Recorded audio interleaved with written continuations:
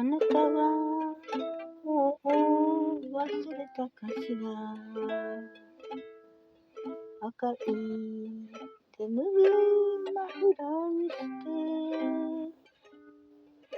二人で行った横丁の風呂や、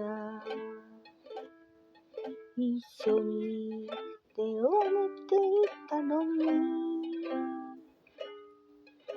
いつも私が待たされた。洗い髪が芯まで冷えて、小さな石鹸カタカタなった。あなたは私の体を抱いて、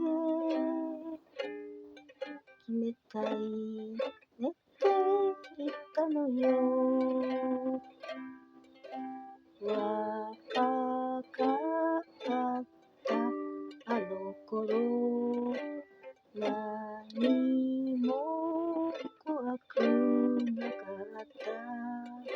ただあなたの優しさが